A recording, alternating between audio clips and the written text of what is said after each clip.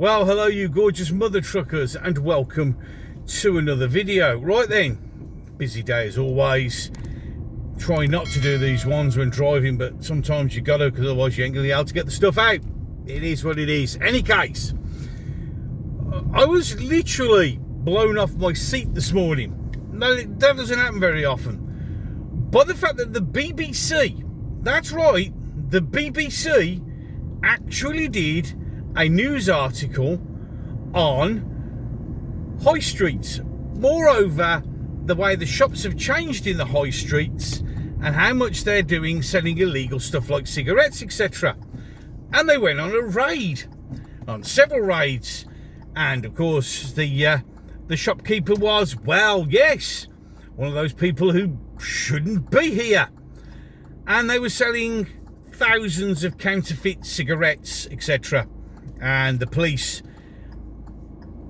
and the trading standards removed all these goods to a tirade of abuse, because apparently you can't film on a public street, even though the policeman went, yes he can. No, he didn't want to listen. It was actually a decent piece of journalism, real genuine journalism. I mean, they stopped short of saying the problem was shops being run by illegal immigrants, but they did mention the fact that these shops were usually staffed by illegal immigrants. No, I mean, honestly, this was the BBC. I actually fell off my chair. And then the best thing is they did all this, and within an hour they went back with undercover people, and the shop was restocked and reselling.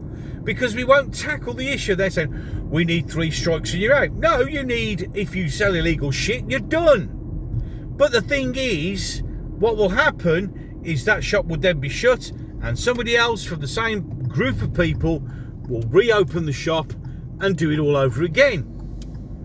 But the fact that the BBC itself actually stated that there was a really terrible change in the high street, the fact that they employ illegal immigrants, the fact that the guy who did the trading standards wouldn't show his face because he was scared, and then even the BBC reporter said we should reflect on that.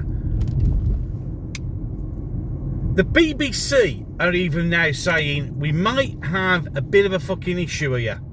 Maybe a little bit of a problem. And that, my friends, really does truly show that maybe the worm is turning. They're realising what a horrendous mess we're in. And of course, Yvette Cooper could, well, it's illegal gangs, but she's not going to do anything because she doesn't know what to do, because she hasn't got a fucking clue. And I have another video coming out later on about Yvette Cooper, another Labour dickhead, completely out of her depth, no idea what she's been doing, hasn't got a clue what to do, but will still sit there like my famous meme, the one you'll see on the screen now, and the whole place is burning and everything is fine. It's all good, we're okay. We are literally run by raving lunatics and idiots, and that should worry everyone. But for the BBC to come out and say there's a problem, to the BBC to finally acknowledge the fact that things are not right, even if it's a little thing, it's a start, then surely that's something they should be congratulated on. You see, we're very, very good at bashing the BBC because they are a bunch of unbiased arseholes. Should I say unbiased, biased arseholes. But when they do something right, we should praise them. And this news article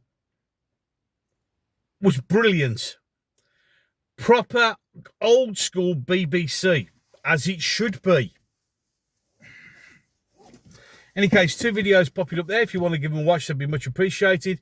Logo over there. Click on that to subscribe if you agree with what I'm doing. If you do, hit the notification bell. If it's on your mobile, make sure you hit it on there as well.